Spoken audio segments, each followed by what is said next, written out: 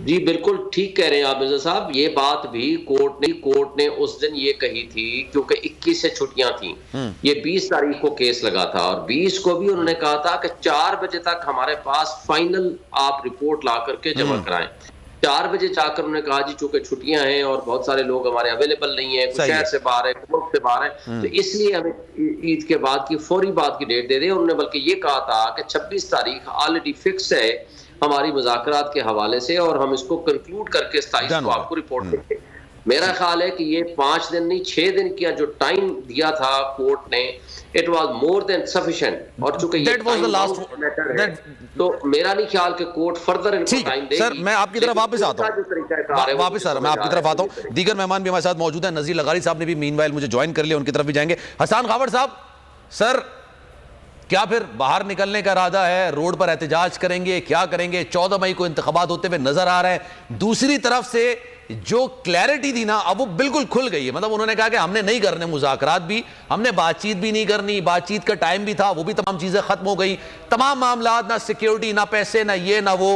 अब आपके पास क्या ऑप्शन है? देखिए, किसी भी सियासी जमात के पास दो ही ऑप्शंस होती हैं, या वो अदालत का दरवाजा खटखटाती है या वो एहतजाज करती है। ये कोई खुदा ना खास्ता को मलेशिया तो है नहीं कि इधर कुछ और हो जाएगा। तो यही दो चीजें हैं। अदालत जो है मेरे ख्याल में उसके सामने अब शवाहिद बड़े वाज़ेह हैं। हुकूमत मुज़ाकरात से भाग रही है। मेरे ख्याल में जो मुझे नजर आ रहा है ये तो कंटेम्प्ट की तरफ ही जा रहा है मामला, और इसमें वज़ीर आज़म के साथ एक दो लोग डिस्क्वालीफाई हो जाएंगे। और ये भी हो सकता है कि उसमें हुकूमत के चंद हल्कों का इंटरेस्ट भी हो कि इनको डिस्क्वालीफाई करा लें और उसके बाद देखी जाएगी। देखिए, इसमें कोई वे आउट और है नहीं है, लेकिन एहतजाज के लिए तो तैयार हैं हम। पाकिस्तान की सबसे बड़ी सियासी जमात है पाकिस्तान तहरीक इंसाफ। लोग चार्ज हैं। लोगों से आप अगर वोट का हक ले लेंगे तो लोगों के पास पीछे क्या रह जाएगा? आप मुझे बताएं, इस वक्त जो है महंगाई का आलम आप देख लें, लोगों की इकोनॉमिक हार्डशिप देख लें, बिजली गैस के बिल देख लें, पेट्रोल के रेट देख लें। ऐसे में क्या उम्मीद की किरण है? यही है ना कि आप आइन के मुताबिक इलेक्शन कराएंगे, लोगों की भड़ास निकलेगी, लोगों की उम्मीद बंधेगी कि जो हुकूमत आई है आपको हालात बेहतरी की तरफ जाएंगे। तो अगर आप लोगों से वोट का हक भी ले लेंगे और ये जो एक अनपॉपुलर ये बात हुकूमत तो है जो मेरे ख्याल से भी हो जाएगी, खबर साहब आपको पिछले 6-8 महीने से तो समझ आ गई होगी ना, ये जो हम बात कर रहे हैं कि महंगाई वाली बात, या क्योंकि एक थ्योरी ये भी है कि जो पाकिस्तान के अंदर एक हुकूमत का टेन्योर होता है, चले हुकूमत तो नहीं कह सकते आप, एक वजीर आजम का जो टेन्योर होता है 3-3.5 साल होता है। उसके बाद हमने देखा भाई वो तब्दीली हो जाती है। पार्लियामेंट अपनी मुद्दत पूरी करती है 2008 के बाद से। 2008 के बाद से जब पीपल्स पार्टी की हुकूमत आई उसने टेन्योर पूरा किया, फिर नवाज शरीफ साहब की हुकूमत आई, पार्लियामेंट ने अपना टेन्योर पूरा किया, और गालिबन ये भी अपने पार्लियामेंट अपने टेन्योर पूरा करेगी। लेकिन वजीर आजम की जो मुद्दत होती है 3-3.5 साल के करीब होती है। इनको भी शायद ये लगा कि 3-3.5 साल इनको मिल जाएंगे किसी तरीके से, उसके बाद ये इलेक्शंस में जाएंगे। नहीं, देखिए 3-3.5 साल की बात नहीं है। देखिए, मैं आपको एक बात बताऊं, पार्लियामान का मुद्दत पूरा होना या ना होना अहम नहीं है। अहम बात यह थी इससे पहले 2008 से पहले कि जो भी पार्लियामान आई उनको गैर जमहूरी तरीकों से खत्म किया गया, और अब ये हुआ कि 2 दफा जब पार्लियामान आई तो उसने अपनी मुद्दत पूरी की। अगर इसके अंदर भी अगर कोई वज़ीर आज़म जमहूरी तरीके से पार्लियामान को तोड़ना भी चाहता तो कोई हर्ज नहीं थी, वो आइन के मुताबिक होता, उसको आप पहले से कंपेयर नहीं कर सकते।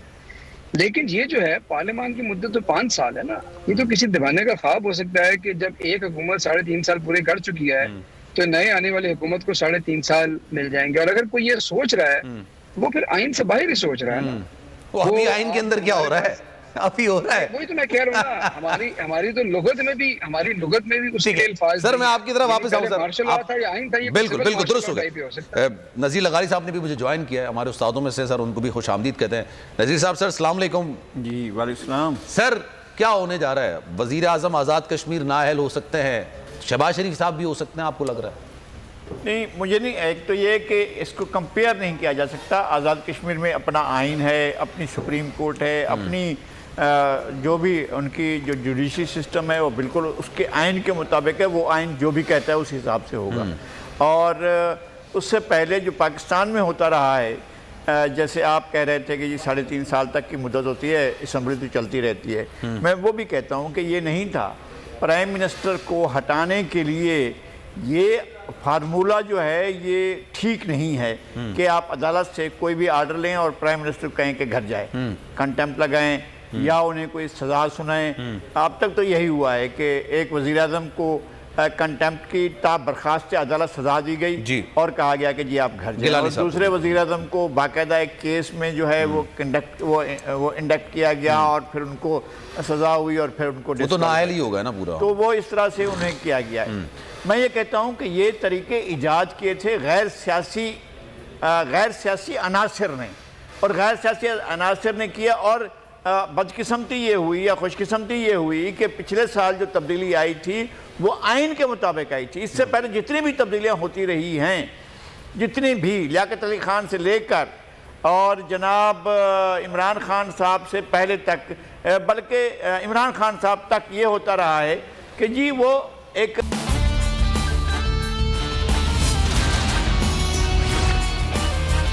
जनाब प्रोग्राम में एक बार फिर से आपको खुशामदीद कहते हैं। और मीनवाइल एक बड़ी खबर आई थी कि जनाब कि अब सुबह 11:30 बजे इस केस की समाअत होगी। इससे पहले ये कहा जा रहा था कि जनाब चीफ साहब की तबीयत नासाज है, लेकिन अब ये फैसला हो चुका है कि कल 11:30 बजे इस केस की समाअत होगी। 2 रिपोर्ट्स हैं जो कि पेश की जानी है। एक तो 21 अरब रुपए फराहम किए गए नहीं किए गए इलेक्शन कमीशन को ताकि वो इस जो सारे खर्च है उसको मैनेज कर सके, और दूसरी कंसेंसस हो सका, तमाम सियासी जमातों में इत्तेफाक राय हो सका, मुज़ाकरात हो सके। 14 मई को इलेक्शंस नहीं होने तो क्या आगे कोई डेट पर इत्तेफाक हो सका जिसमें पूरे मुल्क के अंदर एक ही दिन इंतखाबात हो सकें? उस हवाले से भी अभी भी कोई पेशरफ निकलकर सामने नहीं आई है। शुएब साहब हमारे साथ मौजूद हैं, नज़ीर लगारी साहब हमारे साथ मौजूद हैं, उनसे मजीद बात करेंगे।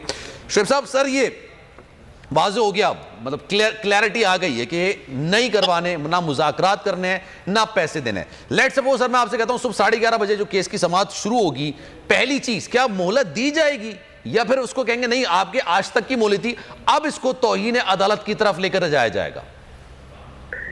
देखिए, मेरा ख्याल है कि 4/4 का ये फैसला है और उसमें पहला जो टाइम बाउंड था वो 10 तारीख का था कि आप सारे पैसे जमा कराएं, और 11 को रिपोर्ट आई थी और 11 को फिर दोबारा ऑर्डर हुआ। उस ऑर्डर की रोशनी में फिर 14 को रिपोर्ट आनी थी। फिर उसके बाद आपके सामने 17 तारीख हुई, फिर 19 तारीख केस फिक्स हुआ, फिर 20 तारीख हुई और 20 लास्ट डेट थी।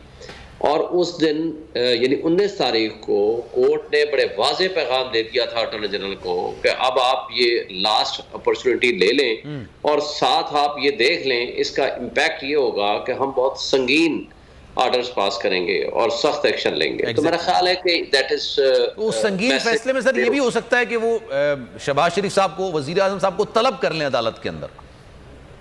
देखिए, तलबी तो ज़ाहिर है फिर तभी होगी, उनकी तलबी तो तभी होगी कि जब कंटेम्प्ट नोटिस होगा ना। पर्सनल अपीयरेंस तो कंटेम्प्ट शो कॉज नोटिस की सूरत में होता है, अदरवाइज तो उनके बिहाफ पे उनका वकील हाजिर है, उनके बिहाफ पे अटॉर्नी जनरल फॉर पाकिस्तान हाजिर है। और अगर उनको इन पर्सन तलबी होगी और साथ देखे ना, उन्होंने टाइम बाई करने के लिए एक जो मुज़ाकरात वाला इशू था उसमें ऑथोराइज्ड रिप्रेजेंटेटिव्स तमाम पॉलिटिकल पार्टीज के पेश हुए, और उस दिन जो उन्होंने बात की, साद रफीक साहब पेश हुए, अयाज सादिक पेश हुआ, फारूक अशनायक साहब आए, और इन सब लोगों ने, और शाह महमूद कुरैशी साहब और सिराजुल हक साहब खुद आए, इन सब लोगों ने न सिर्फ सुप्रीम कोर्ट की कोशिशों को सराहा बल्कि उन्होंने ये वादा किया कि जी हमें कुछ बस रीजनेबल टाइम दे दें ताकि हम अपनी हतमी राय आपको दे के इस इशू को रिजॉल्व कर सकें।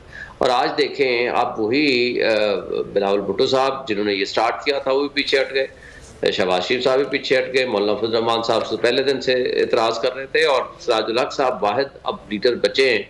कल वो पेश होकर क्या जवाब देते हैं? मेरा नहीं ख्याल कि उनके पास अब कोई ऑप्शन होगा सिवाय इस बात के कि आप कानून के मुताबिक प्रोसीड करें फर्दर। और सुप्रीम कोर्ट ने शायद ये सारी सिचुएशन इनको भागते हुए उन्होंने अपने ऑर्डर को विथड्रॉ नहीं किया, हालांकि अप्रिशिएट किया था कि आप लोगों ने बड़ा अच्छा जेस्चर दिया है। लेकिन सेक्रेटरी खजाना और सेक्रेटरी दाखिला से कहा था ना कि आप चलें